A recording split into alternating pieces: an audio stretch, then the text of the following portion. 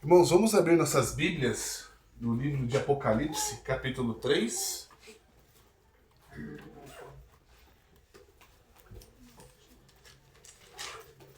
Apocalipse, capítulo 3.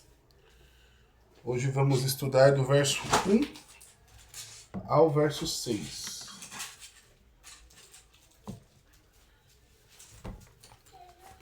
Apocalipse, capítulo 3, do verso 1 ao verso 6. Isso, capítulo 1, capítulo 3, do verso 1 ao 6.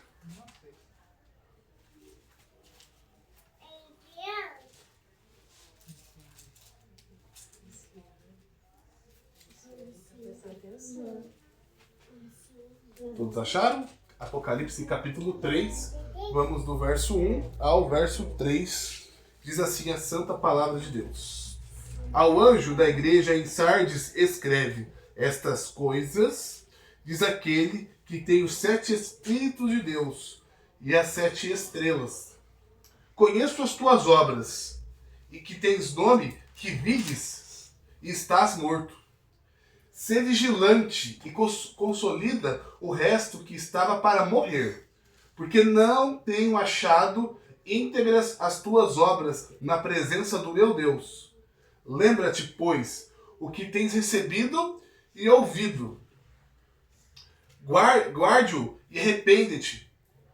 Portanto, se não vigiares, virei como ladrão, e não conhecerás de modo algum que horas virei contra ti. Tens, contudo, em Sardes umas poucas pessoas que não contaminaram as suas vestiduras e andaram de branco junto comigo, pois são dignas. Verso 5.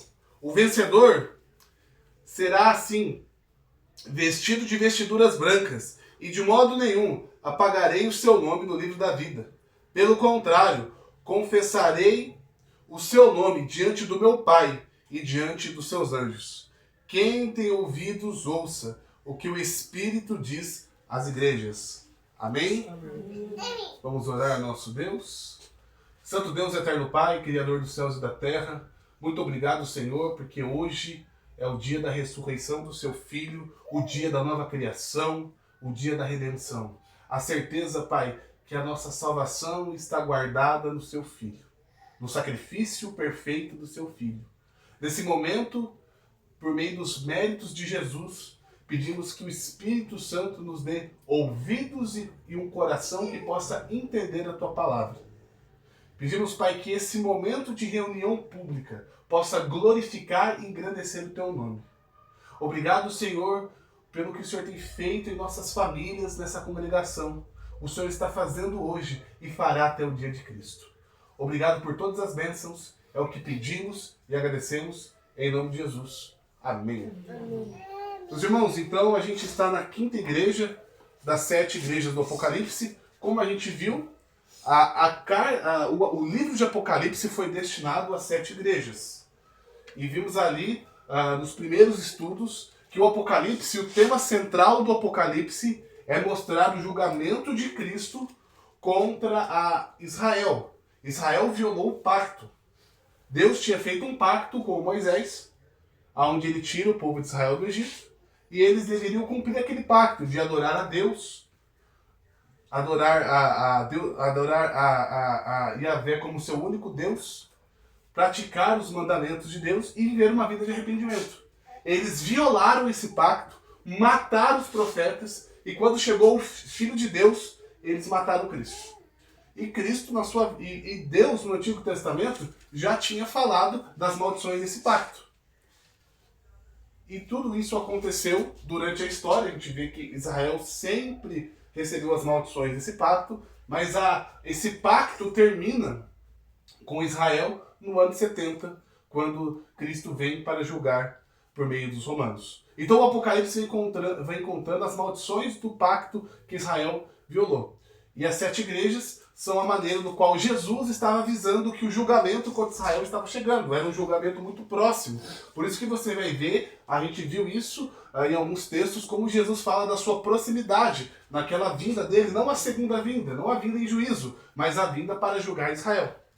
E agora a gente está na quinta igreja. A última igreja que a gente estudou foi a igreja de Tiatira. A gente viu a igreja de Tiatira. A gente viu algumas coisas que Cristo tinha a favor da igreja de Tiatira, mas coisas que ele era contra. Uma das coisas que ele era a favor era que era uma igreja que perseverava. A gente viu que a igreja de Tiatira, quem era comerciante, era uma cidade onde tinha muito comércio, tinha muita dificuldade, os cristãos tinham muita dificuldade de trabalhar no comércio, porque o sindicato, por assim dizer, do comércio daquela época estava muito envolvido com idolatria. Ou seja, se você quisesse colocar sua banquinha, se você quisesse trabalhar lá naquela época, você tinha que praticar idolatria e prostituição. E Cristo elogia a igreja de Tiatira porque eles não se venderam para os deuses, os falsos deuses. Mas também a gente viu que o Senhor Jesus tinha coisas contra Tiatira, que era que eles tinham permitido uma mulher ensinar dentro da igreja. Além de ser um erro ela estar usufruindo desse ofício, ela seduzia os homens a praticarem prostituição e idolatria. E o Senhor, ele adverte muito os presbíteros e os pastores da igreja de Tiatira, porque ele fala, vocês toleraram isso, e a igreja está dessa maneira. Então, a semana passada, falamos da igreja de Tiatira, o que o Senhor tinha a favor e o que tinha contra ela. E hoje, vamos para a quinta igreja, a igreja de Sardes. A igreja de Sardes. Meus irmãos, só pela questão de conteúdo histórico, é sempre bom a gente entender algumas coisas dessas cidades, porque elas estão muito relacionadas ao que o Senhor Jesus vai falar a elas. Então, a gente vai ver um pouquinho do contexto de Sardes e vai fazer muito sentido algumas advertências de Cristo à igreja. Essa cidade de Sardes, ela ficava na região da Lídia. Se você leu Atos dos Apóstolos, você vai perceber que nessa região Paulo pregou o evangelho. Lídia ali você tinha algumas cidades ali. Então é uma região muito conhecida no Novo Testamento. Então se você ler o livro de Atos, você vai conhecer uma região chamada Lídia, e lá ficava a cidade de Sardes. Ela foi fundada 800 anos antes de Cristo. Então é uma cidade muito antiga, 800 antes de Cristo.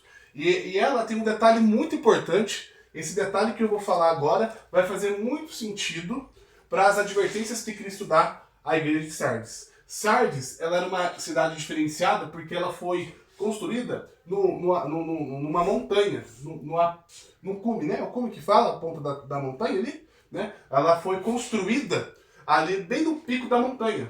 E por que isso era bom naquela época? Porque se você tem uma cidade, uma fortaleza, no pico de uma montanha, você tem vantagem com os seus adversários, porque você consegue ver os seus adversários vindo. Então a Sardes ela era muito conhecida por ser uma cidade muito forte, muito vigilante, porque ali os seus soldados ficavam no cume da montanha e eles conseguiam ver os inimigos chegando. E ali eles podiam ter um plano, uma estratégia para evitar que os inimigos fossem invadir a cidade. Só que uma coisa curiosa aconteceu. Tanto Sardes ela ter essa segurança, esse conforto de ser construída, fundada numa montanha, que as duas vezes que ela foi invadida porque ela relaxou com a sua segurança. Uma das vezes aqui, agora eu não lembro muito bem, Sardes, quando ela foi invadida à noite, onde tinha um guarda que estava no seu plantão ali, e ele deixou o seu capacete cair lá da montanha, de uma parte da montanha. Ele desce da fortaleza e os persas escondidos conseguem mapear, conseguem enxergar de longe qual o caminho que ele se utilizou para subir aquela montanha, porque era uma montanha muito difícil para você subir. Então se você fosse subir a primeira vez, você teria dificuldade e lá os soldados de Sardes iam te pegar. Mas se você já conhecesse o percurso, seria muito mais fácil você invadir. Então, os persas escondidos, vendo a cena daquele guarda descendo para pegar o capacete, eles perceberam, olha, tem uma trilha que é mais fácil a gente conseguir subir. E eles, naquela mesma noite, eles conseguiram invadir a cidade de Sardes. Eles não vigiaram. Eles relaxaram diante do seu inimigo. E esse detalhe é muito importante, isso é um fato histórico, se você procurar, você vai encontrar isso na história de Sardes. Mas, indo diretamente para o texto, meus irmãos, aqui a gente tem as afirmações de Cristo, verso 1, capítulo 3, verso 1, diz assim: ao anjo da igreja em Sardes escreve: estas coisas diz aquele que tem os 7 Espíritos de Deus e as 7 estrelas. Meus irmãos, a gente vê aqui que Jesus ele possui os 7 Espíritos de Deus e as 7 estrelas. Lá no capítulo 1, algum tempo atrás, a gente viu o que o anjo explica para João, o que significa o mistério das 7 estrelas. E as 7 estrelas são os pastores. Os pastores das igrejas são as estrelas. É explicado isso, a gente viu isso. O candeeiro a gente viu que é as igrejas. E as estrelas representam os mensageiros, os anjos da igreja, das 7 igrejas. A gente viu isso. E agora a gente precisa identificar o que são esses 7 Espíritos de Deus. E esses 7 Espíritos de Deus é uma referência à pessoa do Espírito Santo. A referência, vamos entender um pouquinho essa referência? Vamos lá para o Antigo Testamento, lá no livro de Isaías, capítulo 11. Isaías, capítulo 11. Vamos entender o que significa, qual é essa referência, né? 7 Espíritos de Deus. Aqui está dizendo que aquele que diz essas coisas tem os pastores da igreja, ou seja, todo pastor bíblico está na mão de Cristo, mas ele também tem o Espírito, os 7 Espíritos de Deus. Vamos lá para Isaías, capítulo 11. Isaías, capítulo 11.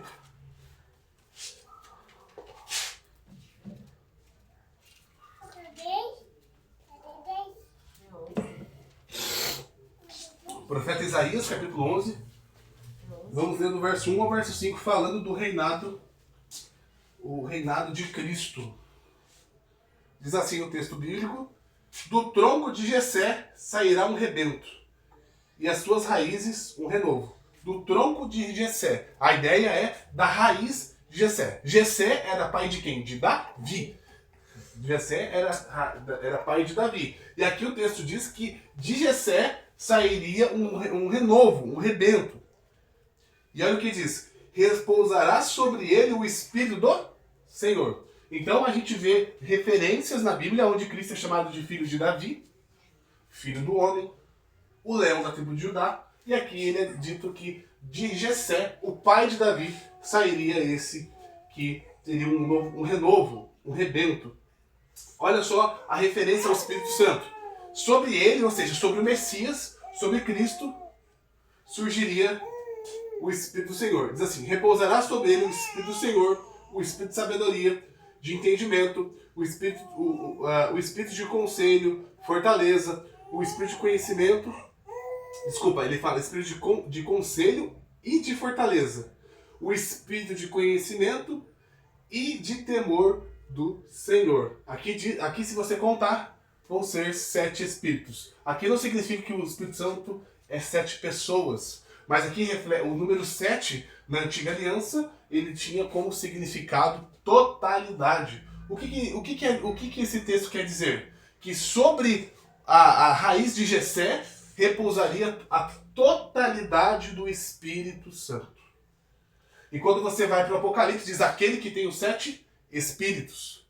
E Cristo, no seu batismo, lá em Mateus capítulo 3, a gente vê que ele recebe o Espírito Santo, cumprindo essa profecia. Aqui depois ele vai falar do reino dele. Aqui ele diz, o nosso tema não é falar sobre o reino de Cristo, não é sobre falar o reino de Cristo, mas ele vai continuando. Deleitar-se-á no temor do Senhor, não julgará segundo a vista dos seus olhos, nem repreenderá segundo o ouvir dos seus ouvidos. Ele está dizendo que o reinado do filho de Jessé, do filho de Davi, do Cristo, o reinado dele não seria com aparência humana. Cristo, no seu reinado, ele não reina com aparência humana. Quando a gente lê o Apocalipse, a gente viu na igreja de Pérgamo, que ele diz, para vocês saberem que eu que som os corações. O reino de Cristo, ele é um reino do qual ele sonda corações. Então vamos voltar para o Apocalipse. Aqui fala muito, ali Isaías vai falar muito do reino de Cristo, mas não é o objetivo nosso agora falar sobre o reino de Cristo. Era só para a gente ter uma pequena introdução sobre esses 7 espíritos. Ou seja, então aqui quando a gente volta para Apocalipse capítulo 3, irmãos,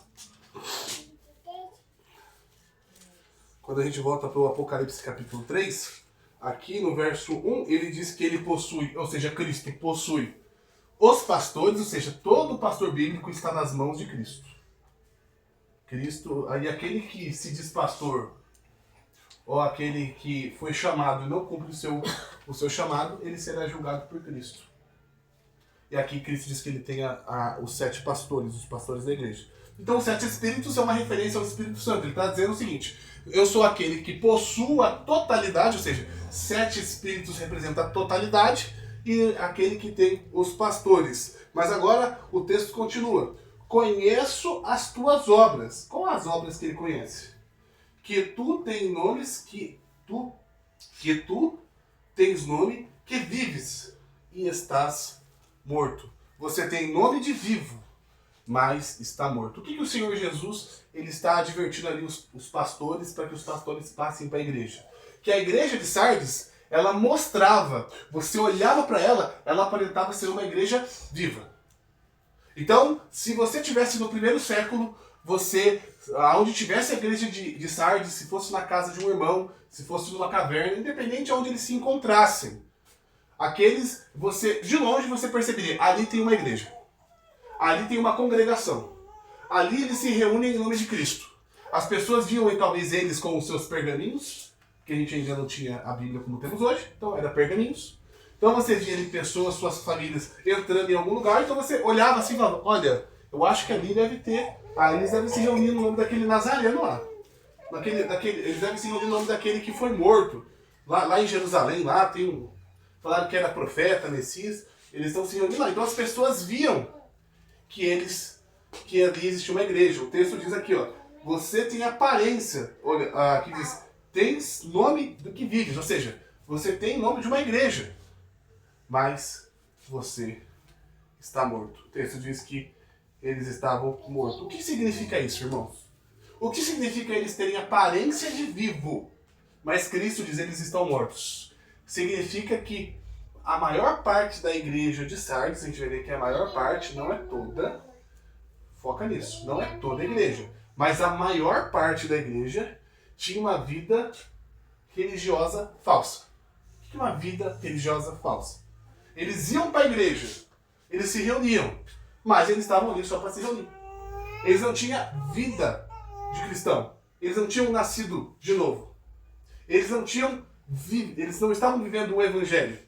Eles estavam se reunindo, eles faziam a ceia do Senhor, eles batizavam pessoas, mas eles estavam mortos. Essa igreja não tinha obras. Eram pessoas que tinham o nome de cristão, mas não eram cristãos. Eles tinham aparência de vida. Você olhava assim, é como se eu saísse de casa com a Ana com uma Bíblia debaixo do braço. Tá indo para a igreja, ó, cristão. Mas no final eu não era cristão. No final eu não amava a Ana, eu não cuidava da Liciane, não assumia o meu papel de marido, não respeitava as autoridades, não guardava a lei do Senhor, não vivia em santidade. No final as pessoas me veem como cristão, mas eu não tinha obras de cristão. Eu não tinha frutos. Vamos para Mateus, vamos ver um pouquinho sobre frutos, onde todo cristão precisa ter frutos. Mateus capítulo 7. Mateus capítulo 7. Mateus capítulo 7. E vamos ver um pouco.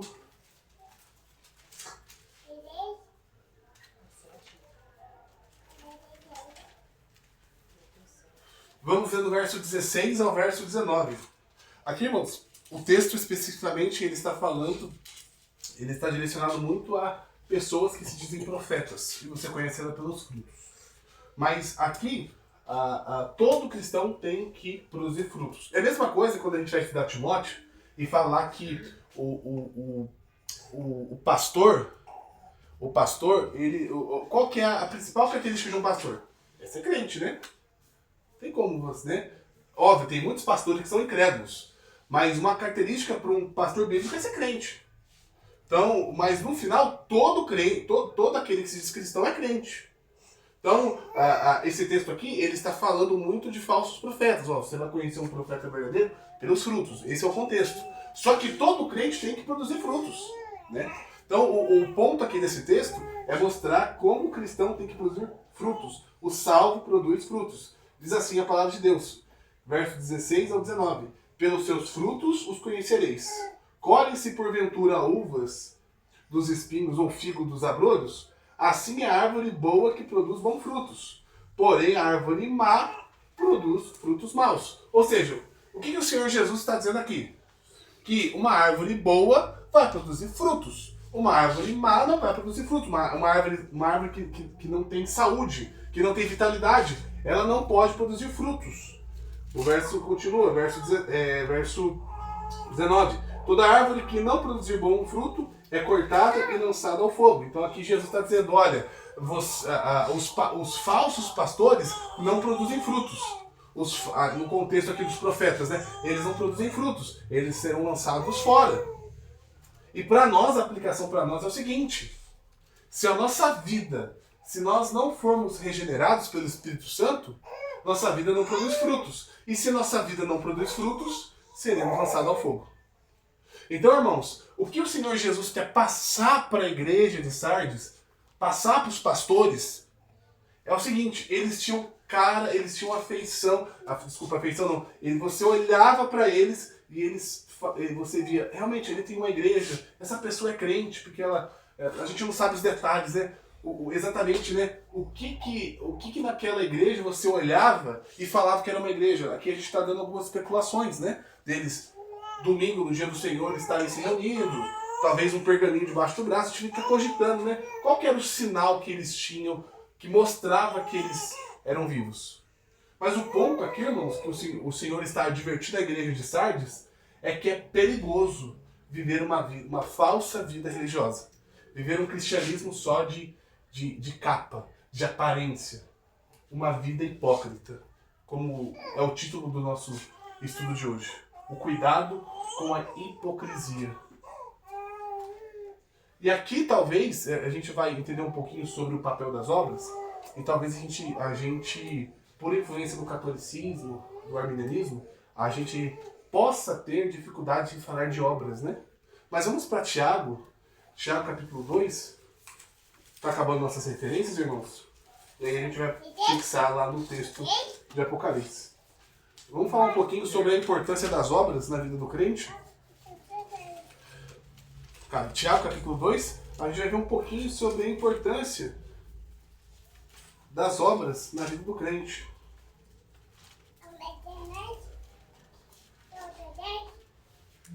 Porque aqui a advertência do Senhor era que uma igreja que se dizia crente não tinha frutos, não tinha obras, né? E a gente vai ver um pouquinho a importância das obras na vida do crente salvo.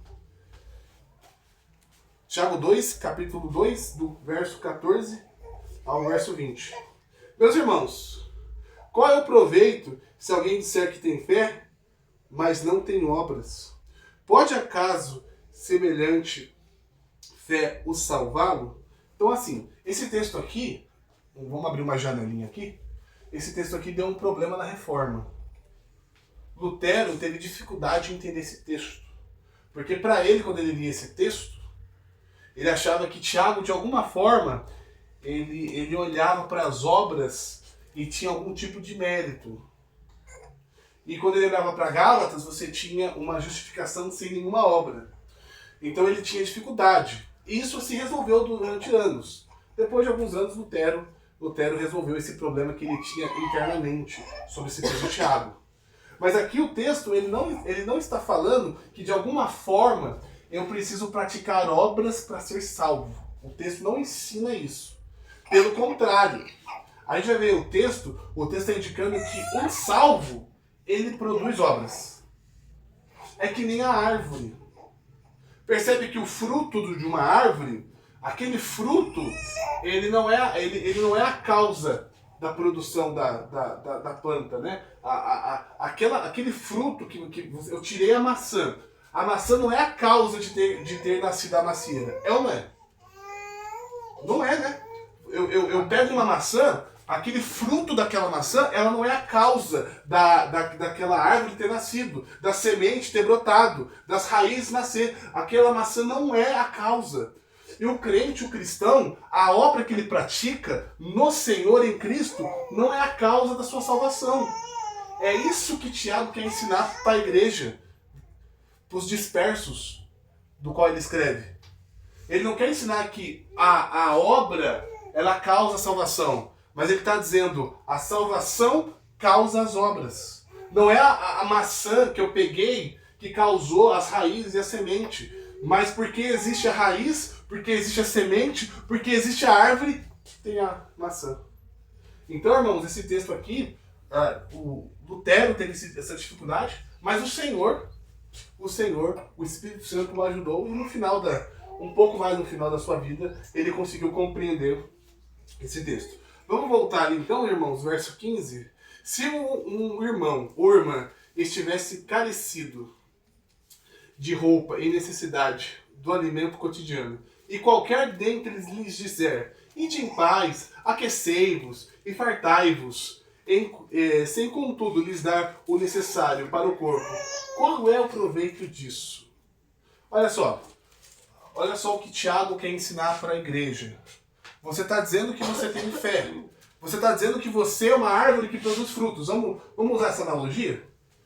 Vamos usar essa analogia. Tiago está dizendo, ele está ensinando para a igreja do Senhor. Você está dizendo que você é uma árvore que produz frutos. E você está dizendo que você é um crente.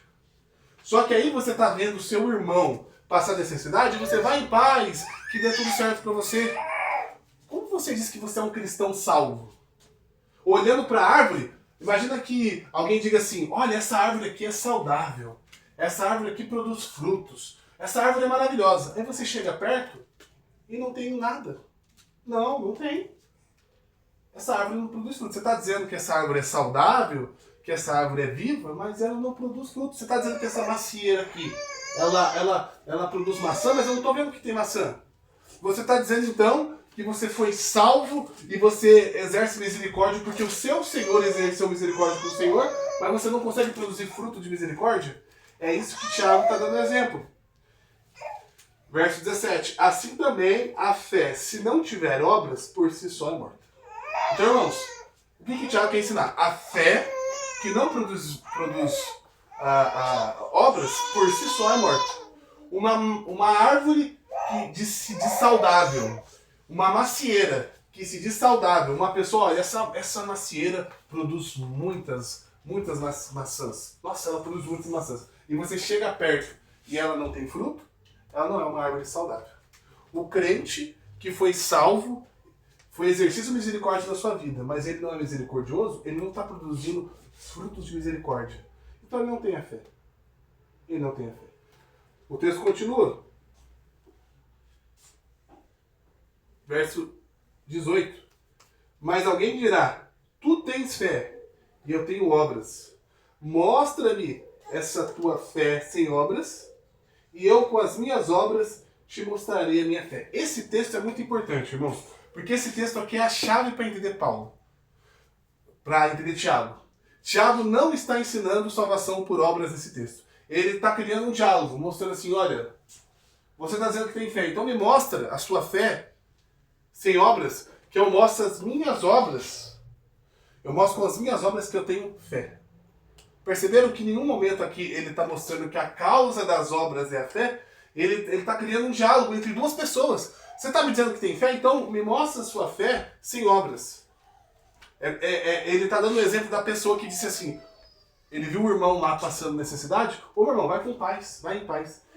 Ele está pegando o exemplo daquele irmão que diz que é irmão, mas não ajudou o irmão, ele pegou aquele exemplo e está criando um diálogo. Então você que diz que é cristão e deixou o seu irmão passar necessidade, você que diz que tem fé, então a sua fé, me mostra a sua fé sem obras, que eu mostro as minhas obras com fé. Ou seja, a minha fé que eu possuo vai te mostrar obras. Então olha só, volta para o verso 18, que interessante a explicação aqui de Tiago. Mas alguém dirá, tu tens fé, e eu tenho obras. Mostra-me a tua fé sem obras, e eu, com as minhas obras, te mostrarei a minha fé. Depois ele fala no verso 19. Crês tu que Deus é um só? Faze bem, até os demônios creem e tremem. Olha só, ele está dizendo assim, ele ainda está pegando um exemplo da pessoa que falou assim por irmão necessitado. Vá em paz, vai estar tudo certo. Ele está ainda trabalhando com esse exemplo. Ele fala assim, olha, você que diz que crê em Cristo, crê em Deus, isso daí é irrelevante. Porque até os demônios creem. Só que o detalhe, eles tremem. Tem muita gente que não treme, né? Você vê esses falsos pastores aí, né? Eles zombam o nome de Deus e não tremem. Não tremem. Os demônios tremem. E o verso 20, para a gente voltar para o Apocalipse. Queres, pois, ficar certo, ó homem insensato, de que a fé sem obras é inoperante. Em algumas traduções, é morta. Algumas traduções. Ou seja, uma pessoa, irmãos, que diz ser crente, mas ele não produz frutos na sua vida, ele é uma árvore morta. Ele é uma árvore que não produz frutos. Alguém que conheceu o Evangelho, ele vai produzir fruto na sua vida. E eu digo que esses frutos não só entre o relacionamento entre família, entre irmãos. Isso vai envolver zelo, cuidado. O cuidado com a palavra de Deus, isso é frutos. Zelo pela palavra do Senhor é frutos. Santificação, a busca da santificação é frutos de uma conversão. Uma vida de oração. Talvez uma vida de oração débil, mas você percebe que aquela pessoa ela procura manter-se em oração, mesmo fraquejando, mesmo tendo dificuldades. Ela fraqueja, ela tem dificuldades, mas ela persistir em ter uma vida de oração mostra frutos. Por mais que ela não tenha uma enorme vida de oração, o ato dela persistir em oração, persistir em santificação, é frutos, irmãos. Não é só os frutos da vida do crente, ele vai além do homem amar a sua esposa, de ser submisso às autoridades. Vai além, irmãos. Vai na busca da santificação. Sabendo, mesmo quando ele cai no pecado e ele volta em arrependimento, frutos. Porque a gente tem em mente, às vezes, que frutos é como se fosse algo perfeito, né? Alguém que não errasse, que não pecasse, que tem uma vida de oração igual os homens piedosos. Não. Alguém perseverar também mostra frutos. Um homem que reconhece a sua fraqueza, cai e levanta, é frutos, são obras também. Mas vamos voltar para Apocalipse, lá para a igreja de Sardes.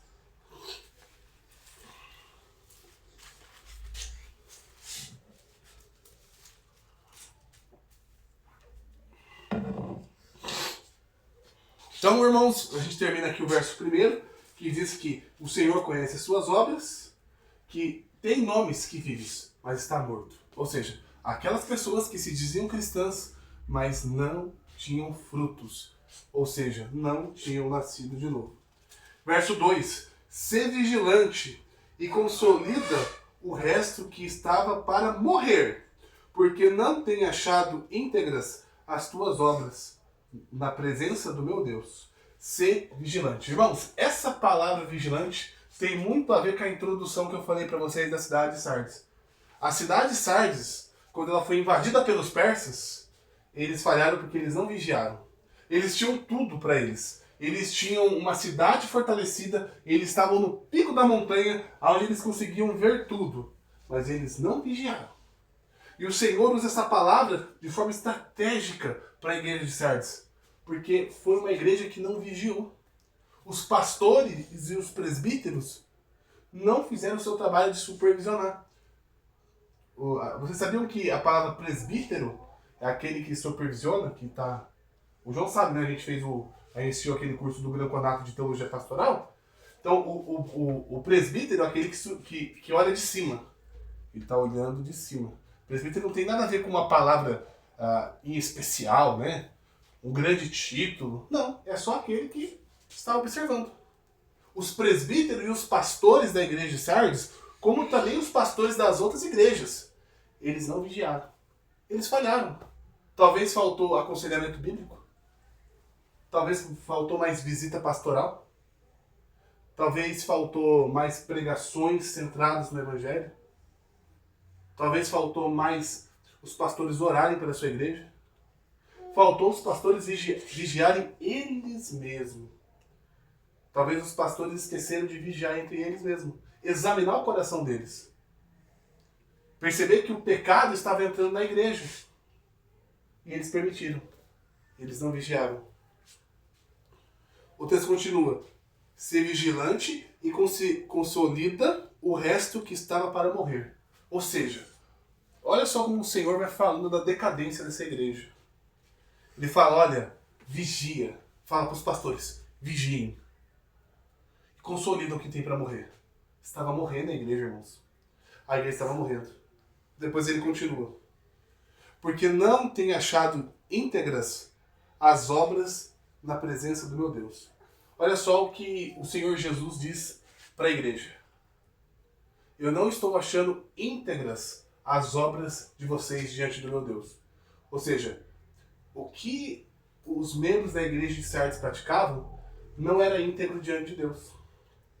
A gente pode ficar tentando deduzir o que poderia ser essas obras que não eram íntegras diante de Deus. Talvez não eram obras imorais, porque quando havia prostituição, alguma coisa, o Senhor falava.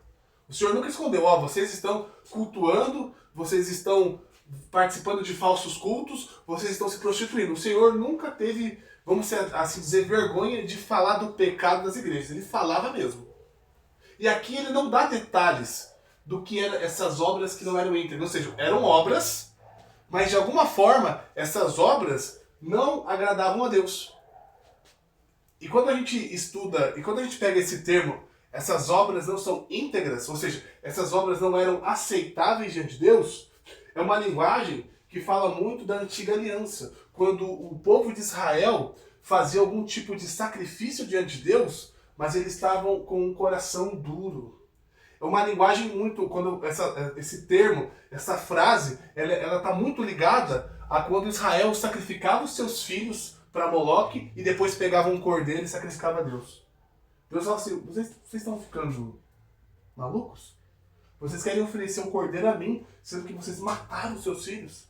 As obras que vocês estão, esse sacrifício que vocês estão praticando para mim, não me agrada. Vocês acabaram de praticar a idolatria e vocês querem sacrificar um cordeiro para mim. Deus não aceitava esse sacrifício. E aqui, na igreja de Sardes, parece que era alguma coisa que eles faziam que por si só não era um pecado, mas Deus não aceitava. Deus não aceitava aquelas obras deles. Talvez pode ser, isso pode ser talvez aplicado a nós. Talvez a gente fique naquela expectativa. Aquela expectativa. Tomara que não tenha reunião de oração hoje. Tomara que não tenha. Quero ficar em casa. Tomara que não tenha. Aí acaba tendo a reunião de oração. E aí a gente vem aqui e fica assim. Caramba, eu não queria vir. A gente veio aqui. A gente participou da reunião. Mas o nosso coração não queria estar aqui. Então a gente praticou uma obra. Que é o quê? Estar reunido aqui.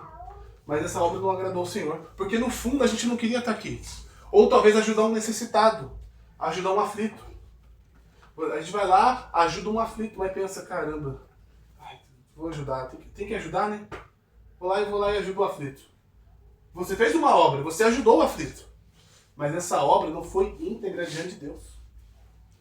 Talvez o João está num momento de necessidade, de aflição, ele me liga. Leão, vem aqui. Cara, preciso conversar com você. A situação tá difícil. Eu tô desesperado. E aí eu olho assim, nossa, mas João, eu não falo isso pra ele, né? Mas eu fico na minha cabeça. Nossa, meia-noite. Olha, tem 2 horas que eu tomei banho. Nossa, vou ter que ir lá conversar com o João. Aí eu pego o carro e vou. Eu fiz uma obra, não fiz? Fui lá, ouvi o João. Mas não foi íntegra. Não foi com o coração no Evangelho. Não foi produzido com frutos. Não foi frutos de um coração convertido. Então aqui quando a gente volta pro verso 2, ele fala, porque não tenho achado íntegras as tuas obras na presença do meu Deus. Ou seja, eles praticavam alguma coisa que chegava a Deus, mas não agradava a Deus. Era algum tipo de obra que não agradava a Deus. Verso 3. Lembra-te, pois, o que tens recebido e ouvido. Guarde-o e arrepende-te. Lembra-te, pois, do que tens recebido e ouvido. E guarde-o e o arrepende. Agora, o Senhor Jesus está mostrando qual é o caminho para a igreja de Sardes. Qual que é o caminho para que a igreja de Sardes fosse restaurada? Qual que era a maneira da qual a igreja de Sardes seria restaurada? E ele diz, lembra-te, ele fala, lembra-te do que você recebeu e ouviu. Vocês lembram desse termo em algum lugar da Escritura? Lembra quando Paulo fala lá em Coríntios? O que eu recebi do Senhor, eu entreguei a vocês. E aí ele começa a falar, o Senhor, na noite que o Senhor for entregue, ele começa a falar da ceia do Senhor. Aqui ele fala, o que vocês receberam. Aqui, e aí ele fala, o que vocês ouviram. Aqui o Senhor Jesus está dizendo, a maneira, lembra, a maneira que vocês vão ser restaurados é que vocês devem lembrar o que vocês ouviram e receberam. Aqui o Senhor está dizendo, vocês têm que voltar para os meios de graça. Vocês têm que voltar para os meios de graça. Vocês têm que voltar a ter o coração quebrantado diante da ceia do Senhor. Vocês têm que voltar a ouvir a pregação, a ouvir com atenção a pregação do Evangelho. Vocês têm que lembrar do batismo de vocês. Tem que lembrar que representa a morte por seus pecados. Que representa publicamente que você morreu para o pecado. Que é publicamente que você fez uma aliança com o Senhor. Porque o sinal do batismo é a amostra que você fez uma aliança com o Senhor. A ceia do Senhor é um sinal visível daquilo que ele fez pelo seu povo. A pregação fiel do Evangelho é Deus proclamando arrependimento para o homem. Aqui o Senhor Jesus está dizendo para a igreja de Sardes, lembra do que vocês receberam e o que vocês ouviram. Vocês precisam voltar para a pregação do Evangelho, ouvir as palavras do Evangelho. Vocês precisam lembrar do batismo de vocês. Vocês precisam lembrar o que representa a ceia do Senhor. Vocês não podem pegar só o pão e comer o pão e engolir o pão. Vocês não podem pegar só o vinho e engolir o vinho. Vocês precisam lembrar o que representa a ceia do Senhor. Vocês precisam lembrar o que representa o batismo de vocês. Vocês mostraram publicamente para a congregação, vocês morreram por pecado. E agora eu faço uma aliança com o Senhor. Quando vocês ouvem o Evangelho, vocês têm que perceber que não é só o presbítero falando, mas é Deus falando a vocês. Ele fala, lembra-te do que vocês receberam e o que vocês ouviram. E guardem. Ele fala, e guarde. E guarde. Eu acho que a maior dificuldade, irmãos, a maior dificuldade para o cristão é guardar as palavras do Senhor. Por que Davi fala, né? Davi fala, guardei a palavra no coração para não pecar contra ti. A Bíblia fala, guarda isso. Nossa reunião pública, a gente precisa guardar o que foi estudado. O devocional, quando o João posta um devocional, eu posto. A gente tem que ouvir esse devocional e tem que guardar no coração. Olha só, volta para o verso 3. Lembra-te, pois, o que tens recebido e ouvido. E o que? Guarde-o. Guarda, irmãos.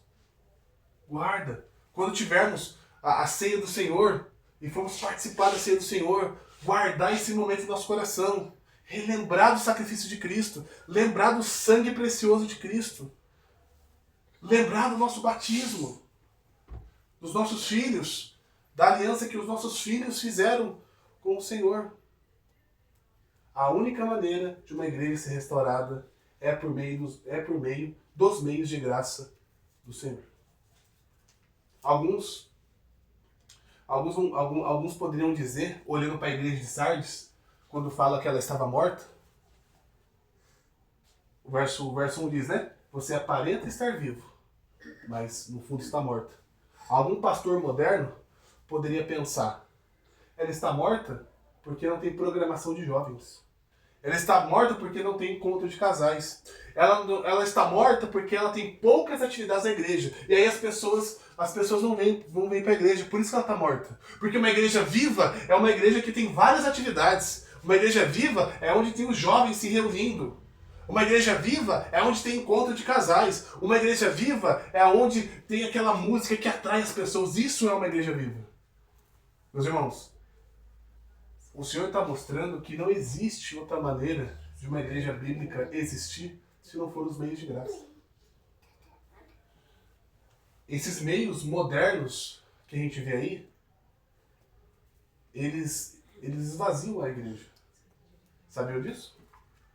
Esses meios modernos que a igreja contemporânea usa para atrair as pessoas, no final, elas esvaziam as igrejas.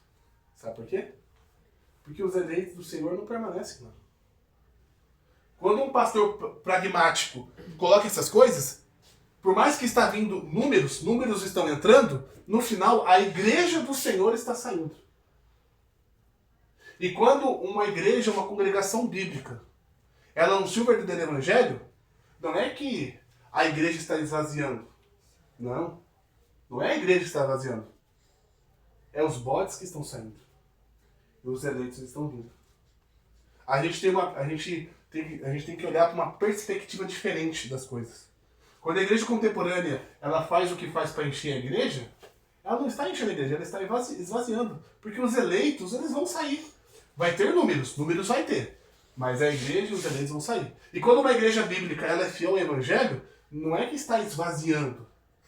Não. Quem está saindo é os bodes. É os eleitos que estão vindo.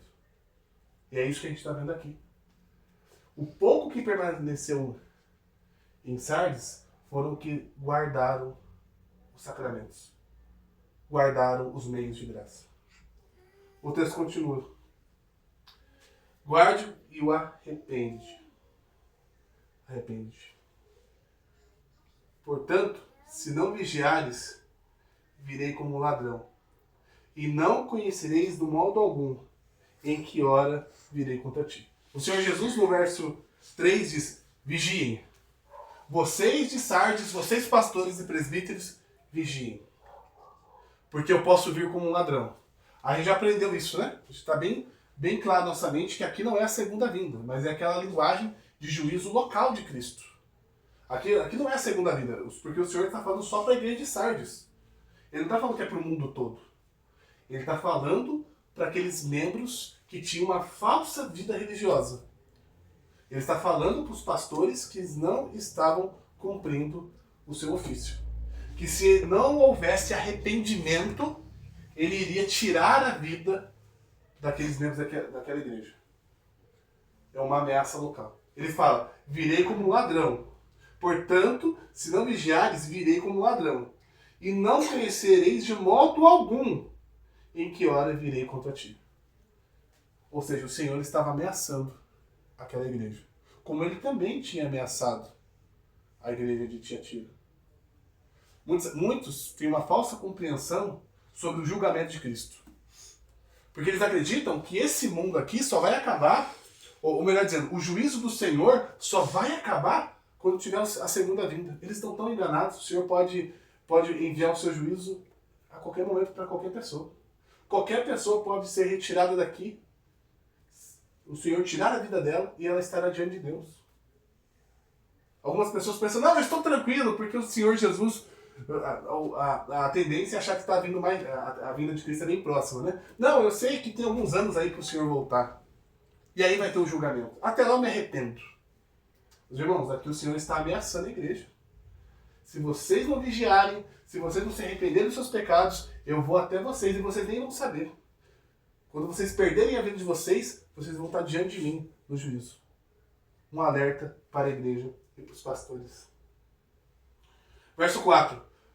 Tu tens, contudo, em Sardes, poucas pessoas que não contaminaram as suas vestes e andaram de branco junto comigo, pois são dignas. E aqui agora o Senhor disse que dentro da igreja, como eu disse, não era toda a igreja de Sardes que estava tendo uma falsa vida religiosa.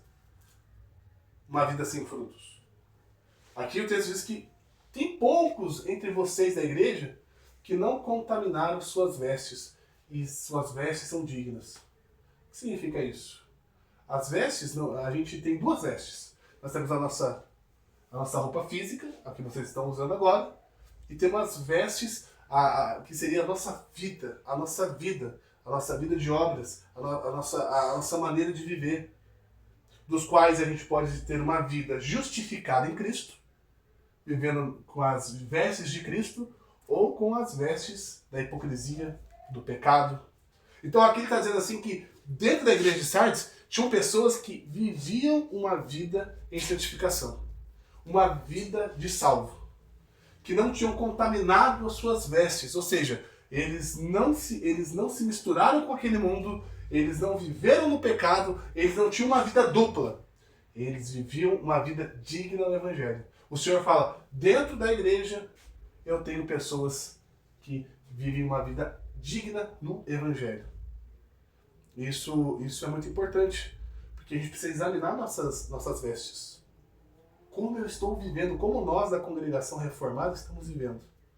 Nós temos as nossas vestes dignas. O Senhor pode olhar para nós e pensar, o Leon vive uma vida digna do Evangelho. O João vive uma vida digna do Evangelho. Ele não tem uma vida dupla. Ele não se contaminou com esse mundo. E o verso 5 diz, o vencedor será assim, vestido de vestiduras brancas, e de modo nenhum apagarei o seu nome no livro da vida. Pelo contrário, confessarei o seu nome diante do meu Pai e diante dos meus anjos e diante dos seus anjos.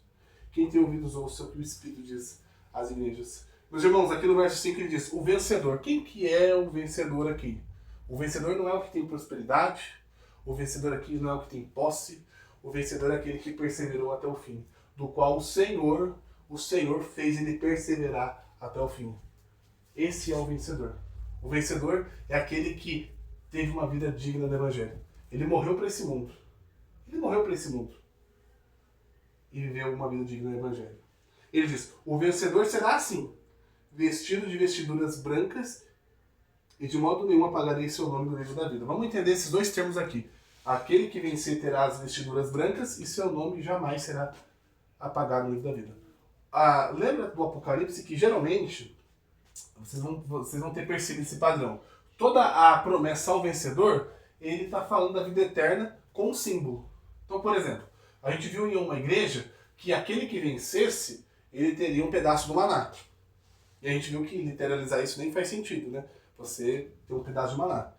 Quando a gente entende que essa promessa de Apocalipse, ela reflete uma promessa da vida eterna, você começa a entender, então, por exemplo, Jesus falou que ele era o pão da vida. Ele fala, quem comer da minha carne e beber do meu sangue tem a vida eterna. O que ele estava dizendo? Era para comer a carne literalmente? Não. Ele está dizendo que aquele que cresce nele, ou seja, da mesma forma que você precisa comer e você precisa beber para viver, para você ter a vida eterna e o perdão dos pecados, você precisa crer nele. Então, Jesus falou que ele é o pão da vida. E eu preciso crer no pão da vida. O Apocalipse mostra o quê? Que o que vencer terá o maná. Ou seja, terá Cristo. Terá a vida eterna. Nesse texto ele está dizendo, o que vencer terá a vestidura branca. A vestidura branca significa que você está limpo dos seus pecados. Só que ele já disse, aqui no verso anterior, que os membros da igreja de Sardes já estavam com as vestes. Ou seja, ele só está reafirmando. Só que agora ele está reafirmando com a vida eterna. Ou seja, o que vencer vai permanecer com a sua veste. Só que detalhe, você vai ter a vida eterna. Você não vai lutar mais com o pecado. Você não vai precisar mais vigiar. Ele está dizendo assim, olha, a mesma veste que você tem justificado, o que vocês têm em Sardes, vocês vão ter quando vencer. Só que tem uma diferença, vocês não mais vão ter tentações. Vocês não vão precisar mais vigiar. Agora essas vestes, vocês não vão precisar mais vigiar do pecado, porque vocês têm a vida eterna.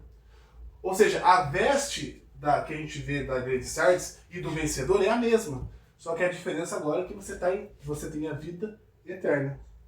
Ou seja, aquele que vencer, ele continuará com as suas vestes, só que agora com a vida eterna. Agora ele não terá mais que lutar contra o pecado. Agora ele vai precisar mais vigiar, porque ele estará com o seu Senhor por todo sempre. E ele fala uma outra promessa. e de modo nenhum apagarei o seu nome no livro da vida. Meus irmãos, esse conceito que o Senhor nos mostra, de apagar o nome, o primeiro ponto é que ele não está dizendo que o nome de uma pessoa pode ser apagado. Ele não diz isso. Mas o conceito de nome, o que o Senhor Jesus quer explicar para a igreja de Sardes? Quando você vai para a cultura antiga, uma pessoa condenada à morte era apagado todos os seus registros. Então, por exemplo, vamos supor que eu era uma pessoa que fabricava estátuas. E eu violei uma lei romana e vou ser executado, vão cortar a minha cabeça. Então, o que eles fazem? Eles apagam tudo que existe meu de registro. Então, eles vão destruir as minhas obras de arte, para que ninguém conheça, para que ninguém saiba que o Leon era um produtor de estátuas, alguém que confeccionava estátuas. Existe um livro civil, como se fosse hoje o nosso RG que está sendo armazenado em algum lugar do governo, onde as pessoas conseguem localizar. Só que na época era um caderno que ficava ali em Roma. Então, o que eles fazem? Eles apagam o meu nome, e se eu tiver um descendente, vamos supor que eu tivesse um sobrinho, um filho, um neto. Olha, eu quero procurar o vovô Leon. Ele ia até Roma? Não tem Leon, não. Foi riscado. Então, o termo riscar, na antiguidade, seria aquelas pessoas condenadas à morte, que eles queriam apagar toda a existência dessa pessoa. Quando o Senhor Jesus diz assim, olha, aquele que vencer, eu prometo que eu não vou apagar o seu nome no livro da vida, ele quer dizer assim, mesmo que você morra, o seu nome vai permanecer no livro da vida. O Senhor, ele quer dar conforto e consolo para aquele que vencesse, mesmo que ele morresse. Talvez ele pensaria assim, será que se eu morrer, eu vou perder a minha salvação? Será que meu nome vai ser apagado no livro da vida? O Senhor Jesus, não. Mesmo que você morra, o vencedor, mesmo que morra, eu jamais apagarei o seu nome no livro da vida. Até porque o livro da vida, ele não é literal. Não existe um livro da vida literal. Se a gente pudesse bater uma foto lá no céu, a gente não acharia um livro da vida. Como também não existe um templo lá no céu. A gente estudou Hebreus, né? Lá Paulo fala que o que a gente tinha aqui era figuras, eram sombras. A gente viu que o céu, o templo, quando a Bíblia fala do templo de Deus, o templo de Deus é o céu, é a habitação de Deus. Não é que tem um templo físico, mas Deus habita aos céus. A gente viu que Jesus, ele é o cordeiro, mas ele não é um cordeiro literal. Ele é aquele que se sacrificou. Então esses elementos que a gente vê, templo no céu, a gente vê sacrifícios, era só uma representação aqui visível para nós podermos entender. Mas no céu não existe um livro com páginas, onde tem um anjo com uma pena lá escrevendo. Não existe isso. Isso é apenas uma maneira de a gente entender como funcionam os decretos de Deus. Mas para a gente poder entender melhor isso, vamos para Apocalipse 17, só para eu não ficar muito na teoria. Vamos para Apocalipse, capítulo 17.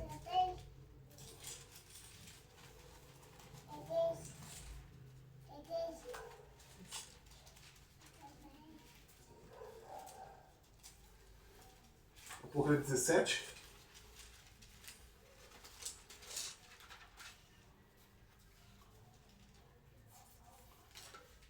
Eu não coloquei a referência aqui, mas vamos ver se eu lembro de cabeça. Verso 8. 17, verso 8. E a besta que vistes, era e não é, está para emergir do abismo e caminha para a destruição. E aqueles que habitam sobre a terra, cujos nomes não foram escritos no livro da vida do Cordeiro. Desde o quê? Desde a fundação do mundo. Ou seja, ele está dizendo que aquelas pessoas que adoraram a besta, os seus nomes não estavam lá. Desde a fundação do mundo, os seus nomes não estavam lá. Ou seja, o conceito do livro da vida, esse conceito não é literal, mas o que eu quero dizer para vocês é que esse nome, ou seja, o que Deus diz, o homem está salvo. Ele não, vamos dizer assim, descreta, né? Ou ele tira o decreto. Ele não tira o decreto. O livro da vida é como se fosse o decreto de Deus, por assim dizer, uma linguagem um pouco mais fácil para a gente poder entender.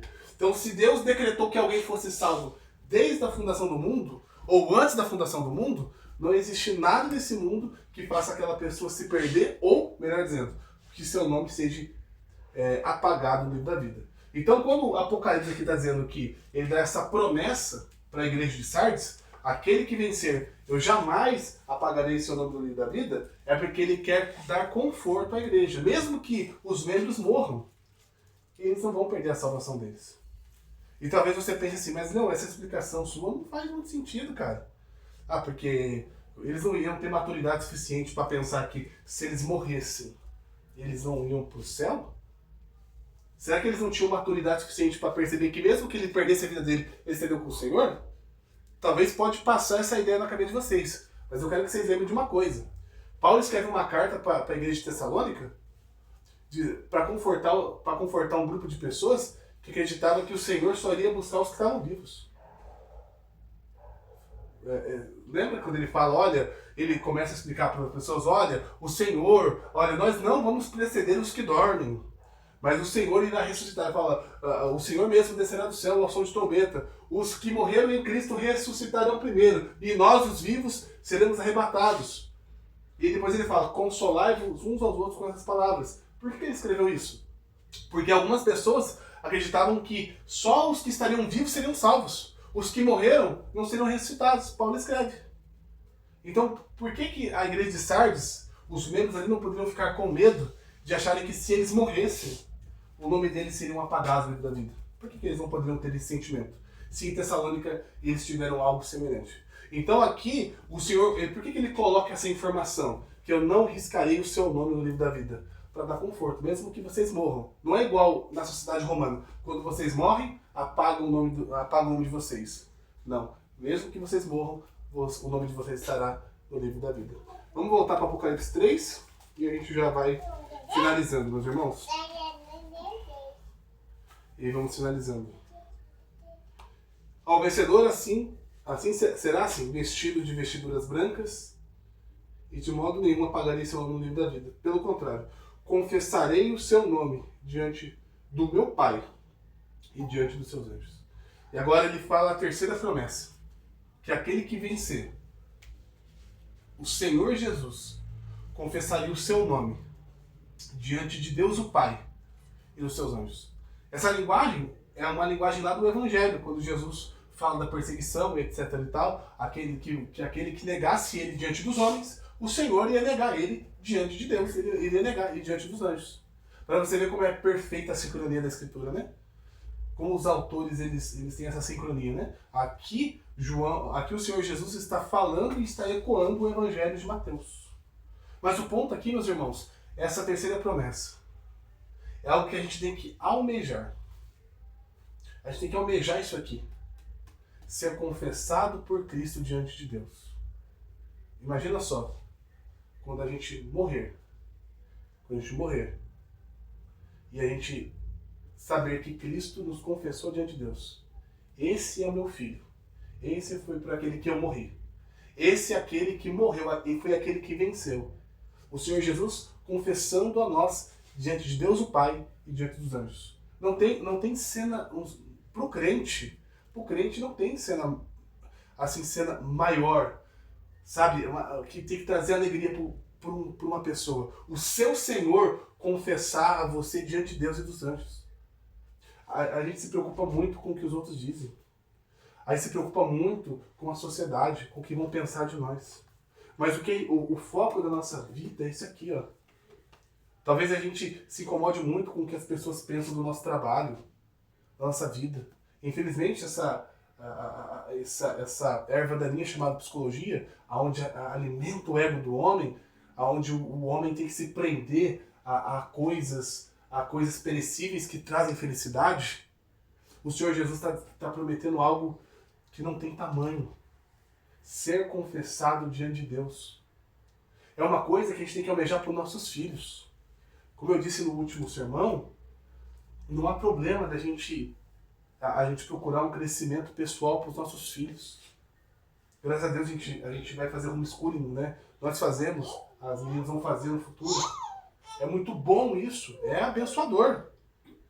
E a gente espera que elas possam crescer, ter uma vida digna, que elas possam se casar com homens crentes, que possam cuidar delas. Isso é maravilhoso. Isso é bíblico, a gente tem que fazer isso. Mas acima de tudo isso, a gente tem que preparar os nossos filhos para que o Senhor Jesus confesse eles diante de Deus. A gente tem que se esforçar para que as nossas filhas creiam no Evangelho. Para que o Senhor Jesus confesse os nossos filhos. Vai ser uma alegria nós sermos confessados diante de Deus, Jesus nos confessar diante de Deus, mas eu acredito que será mais ainda os nossos filhos. Nossos filhos serem confessados diante de Deus. E uma última aplicação para nós, meus irmãos, e a gente vai terminar. Meus irmãos, é possível que nós possamos viver uma vida onde as pessoas nos vejam como crentes. É bem possível. No meu trabalho, muitas pessoas sabem que eu sou cristão. Talvez porque vem uma publicação minha no Facebook, no Instagram, porque de alguma forma eles viram eu falando com alguém sobre Cristo. E as pessoas podem identificar o João. Talvez o João, numa conversa, fale da sua fé e a pessoa, opa, isso aí deve ser, isso aí é evangélico. Ou talvez o João dá um estudo bíblico e alguém vê ele com uma Bíblia, o livro do Paul Washer, do Evangelho, ó, aquele rapaz é cristão. Ou as meninas, né, a Ana vindo aqui com uma Bíblia, etc. Então é possível que, visivelmente, alguém nos veja como cristãos. E isso não é problema. Não é problema nenhum. As pessoas nos verem de alguma forma como cristãos. Mas acima de tudo, a nossa vida tem que produzir frutos. A gente não tem que se preocupar como os fariseus, que usavam roupas largas para mostrar que eles jejuavam, né? Que eles estavam ali abatidos por causa do jejum, ou porque eles passavam horas na casa das viúvas, e as pessoas olhavam assim, nossa, que homem religioso, olha que crente, né? Horas orando na casa da viúva, mas no final ele queria devorar a comida dela. No final ele queria jantar na casa dela. O ponto, irmãos, é que acima do que as pessoas veem em nós como algum estereótipo de cristão, nós temos um evangelho para viver. Nós temos que ter uma vida digna de evangelho. Nós precisamos produzir frutos. Eu não quero estimular aqui nós começarmos a querer fazer obras lá fora. Ah, não, agora eu preciso fazer alguma coisa. Não. Antes de tudo isso, vem o autoexame. Lembra que o Senhor Jesus falou? Vigie. A gente precisa vigiar o nosso coração. Se o nosso coração ele vai produzir obras que mostram salvação, ou o nosso coração ele quer produzir obras para a salvação, a gente precisa vigiar para isso. Porque senão a gente vai começar aqui a querer fazer um monte de coisas, mas lá no fundo o nosso coração ele está querendo produzir obras para salvação, obras para salvação. Então, irmãos, é o momento da gente, durante a semana, examinar nosso coração. Se nós somos uma árvore que está produzindo frutos, ou somos uma árvore morta que não produz frutos. Que o Senhor Jesus, por meio do Espírito Santo, ele possa fazer que a gente examine os nossos corações durante essa semana. Amém? Nós vamos ter um momento de oração agora, e em seguida vamos ter um momento com as crianças, para a aplicação do texto. Santo Deus, eterno Pai, muito obrigado, Senhor, pela Tua palavra. Pedimos que o Espírito Santo possa plantar essas palavras em nosso coração. E que a nossa vida, Pai, possa ser uma vida com frutos do Evangelho. Que a nossa vida, Pai, possa ser uma vida que dê honra e glória para o Seu santo nome. Que o Senhor transforme nosso coração dia após dia. Que o Senhor cada vez mais, Pai, nos dê um coração que creia e que viva para o Senhor. Não permita que o nosso coração caia no engano, Pai. Não permita que o nosso coração esqueça do Evangelho. Que possamos viver uma vida que produza frutos para o Teu santo nome. Obrigado, Senhor, por tudo que o Senhor já fez no passado, o Senhor faz hoje e fará no dia da vinda do Seu Filho. É o que pedimos, em nome de Jesus. Amém. Amém.